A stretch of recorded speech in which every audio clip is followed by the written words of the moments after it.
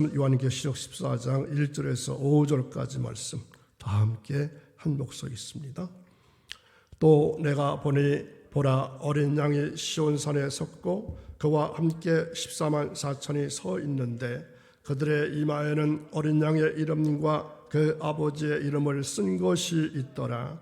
내가 하늘에서 나는 소리를 들으니 많은 물소리와도 같고 큰 우레소리와도 같은데 내가 들은 소리는 검은 고 타는 자들이 그 검은 고를 타는 것 같더라. 그들이 보좌 앞과 내 생물과 장로들 앞에서 새 노래를 부르니 땅에서 속량함을 받은 14만 4천 밖에는 능히 이 노래를 배울 자가 없더라.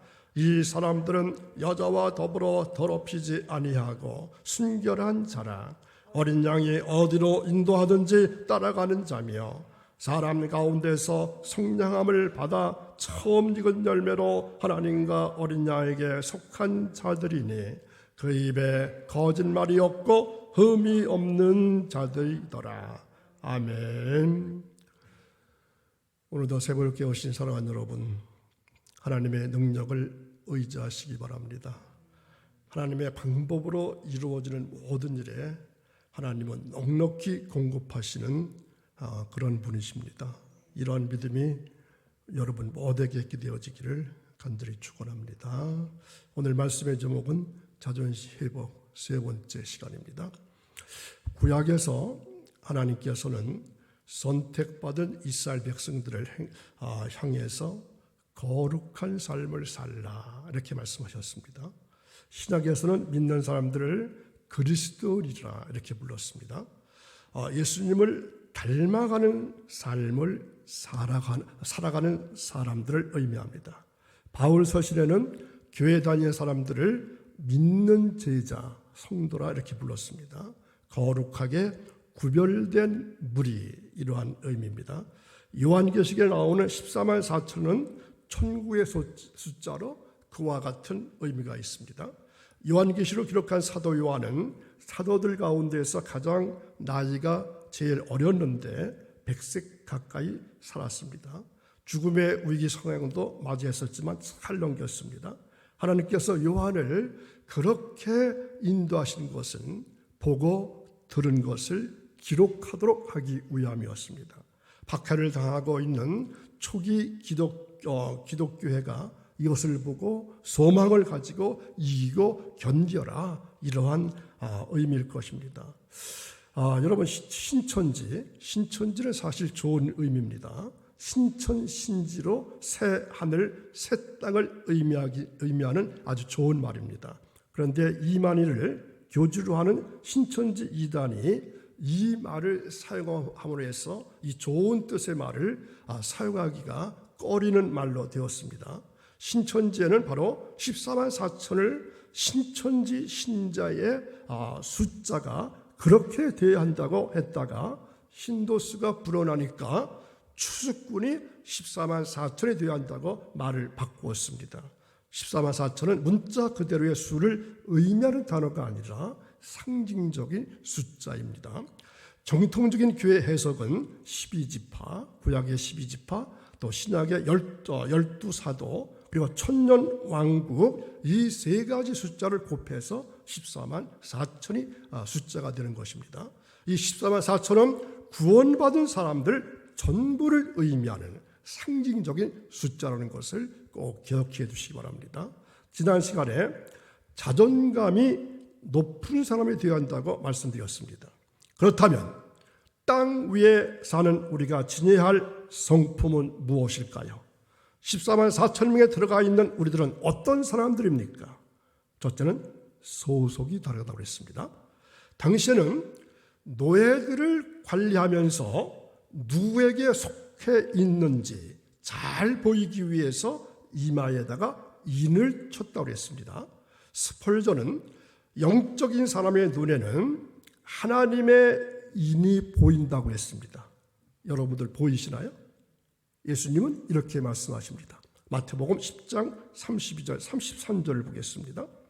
누구든지 사람 앞에서 나를 시인하면 나도 하늘에 계신 내 아버지 앞에서 그를 시인할 것이요 누구든지 사람 앞에서 나를 부인하면 나도 하늘에 계신 내 아버지 앞에서 그를 부인하리라. 아멘. 첫 번째로 우리는 소속이 다른 사람들, 천국, 하늘나라에 속한 사람들입니다.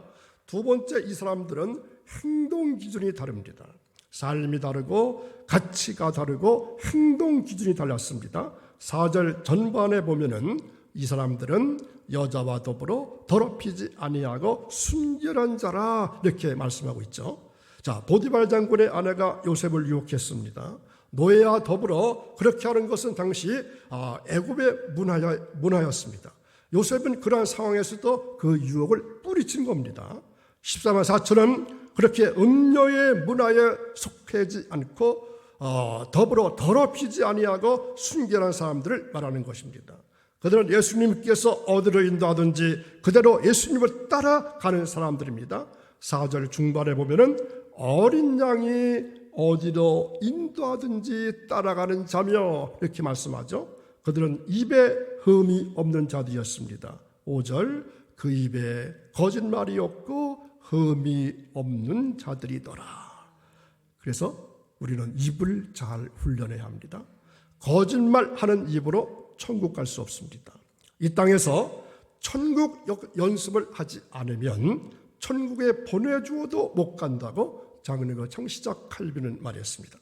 우리가 이 땅에서 찬송하고 하나님께 영광 돌리는 삶을 훈련하고 그래야 천국에 가서 편할 것이 아닐까요?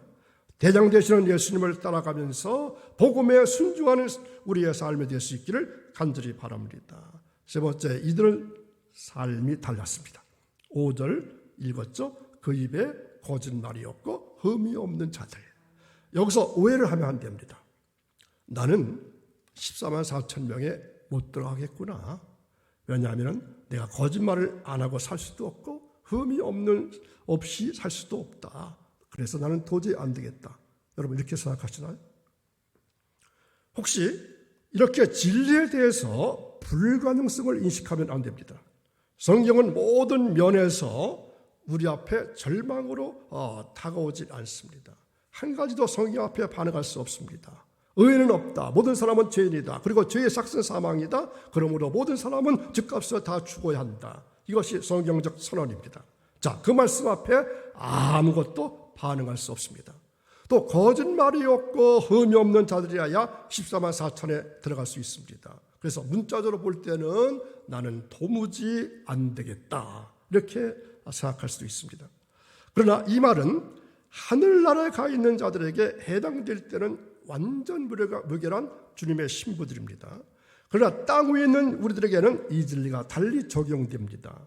성경에 한 번도 우리에게 거짓말하지 말라 한 성경 규절은 없습니다. 거짓말하고 있는 우리에게 거짓말하지 말라고 하지만 한마디도 해서는 안 된다고 율법적으로 다가오지는 않습니다. 성경에서는 완전 무결하라고 요구한 적이 없습니다. 너희들은 완전 무결하라가 아닙니다. 디모데전서 3장 1절 이하에 보면은 감독의 직분을 맡은 자들에게 주신 권면 속에 가장 일반적으로 나오는 교훈은 책망할 것이 없으며 이러한 권면의 말씀이 있습니다. 책망할 것이 없어야 됩니다. 책망할 것이 없다는 말은 완전 무결하다 이러한 뜻은 아닙니다. 책망할 것이 없다는 말은 드러내면은 문제될 만한 것이 없는 개념입니다. 저는 이 해석이 우리에게 적절한 적용이라고 볼 수 있습니다. 본다고 생각합니다. 우리가 책망받을 만한 약점이 있습니다. 그러나 문제는 되질 말아야 합니다. 드러내면 문제가 될 것을 숨기면 살면 안 됩니다. 오늘 이 사회에 대형 게이트 소동이 많이 일어나고 있습니다. 자, 이 게이트를 다 드러내면 어떻게 될까요? 아마 나라 살림이 거덜나고 말 것입니다. 그들이 한 짓씩 괘씸하지만 적당히 하고 끝내야 될 것 같은 생각도 어쩌면 듭니다. 여러분 다 드러내 보십시오. 법 앞에 떳떳하게 고개를 들 사람이 몇 명이나 될 것이며 우리도 그렇지 않겠습니까? 하나님께서 감추시는 은사를 주셔서 적당히 감추고 삽니다. 다 드러내놓을 것 같으면 오늘 이 예배당에 출입하는데 반도 들어올 수 없을 겁니다. 부끄러워서 교인들 앞에 얼굴을 못 들 망정 숨겨진 것들이 우리 안에 얼마나 많이 있을까요? 드러내어도 기소가 안 될 정도의 문제는 하나님께서 묵인해 주십니다. 그러나 드러내면은 문제가 되는 것들은 고치라고 하는 것입니다. 그런 것들은 회개하라는 것입니다. 흠이 없는 자라는 말은 하나님이 묵인하는 것을 말하는 게 아니라 하나님이 문제 삼지 않고는 안 될 것을 버리라는 것입니다. 언젠가는 하나님께서 들고 나오십니다. 그런 흠을 감추고 살면 안 됩니다. 빨리 회개해야 합니다. 하늘나라 가기 전에 악기 조율을 잘 하시기 바랍니다. 천국에 가서 어린 양 앞에서 찬송을 불러야 되는데 땅 위에서 우리 악기가 조율이 되어 있어야 합니다. 우리의 삶이 정절을 가지고 있어야 합니다.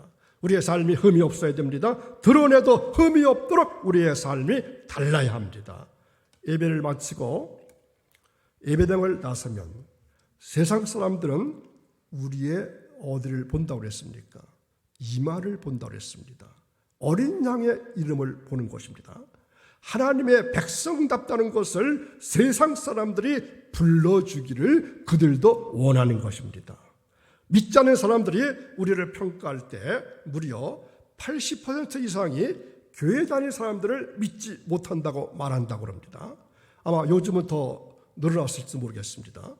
예수 안 믿는 사람들은 예수를 안 믿으면서도 우리 편에 한 가지 인식이 있습니다. 그것은 제발 예수 믿는 사람답게 믿어라, 그렇게 살아라, 이러한 기대를 하고 있다는 겁니다. 예수 믿으려거든 진짜로 믿어라, 어중간하게 믿지 말라는 겁니다. 세상 사람들도 우리를 향한 소원이 있습니다. 믿으려거든 진짜로 바로 믿으라는 것이 우리를 향한 불신자들의 소원입니다. 자, 말씀드리시는 새벽성도 여러분, 그리스도인은 이 땅에 사는 동안에 세상 사람들과 형식적으로 하나도 구별은 없습니다. 고향에 가실 때 불신자와 같은 버스를 타고 가야 하고, 같은 비행기를 타고 가야 하고, 기차를 타야 되고, 승용차를 몰고 같은 코스들을 가야 합니다. 여기는 차이가 없습니다. 그러나 오늘의 본문처럼 달라져야 합니다. 소속이 달라야 하고, 정절을 지켜야 되고, 흠이 없어야 되고, 드러내서 흠이 될 만한 회개를 하고 고쳐야 합니다. 여러분, 비행기를 타고 10시간 이상 여행을 하는 장거리 여행을 해보면 1등석에 탄 사람들이 부러울 수 있습니다. 1등석에 타보면 좌석도 얼마나 넓습니까? 의자가 편하고 옆에도 간격이 넓어서 다리를 마음대로 뻗을 수가 있습니다. 국내에서는 그렇지 않지만 국제에서는 1등석의 서비스도 다릅니다. 메뉴가 다릅니다. 알고 보면은 자존심이 상합니다. 물론 요금이 비쌉니다. 그러나 비행기에서 입국 수속을 할 때는 똑같습니다. 오히려 1등석에 타고 왔던 승객이 입국 수속에 걸리는 것을 볼 수 있습니다. 1등석이 무슨 소용이 있을까요? 자, 말씀드리신 여러분, 자존심이 무엇입니까? 한마디로 이렇게 의미를 줄 수 있습니다. 자존심은 내실이다. 내 안이 튼튼해야 된다. 안에 열매가 있어야 된다. 내 신앙생활에 알맹이, 이게 자존심입니다. 알맹이를 지녀야 자존심을 논할 자격이 되는 것입니다. 알맹이도 없는데 무엇이 상합니까?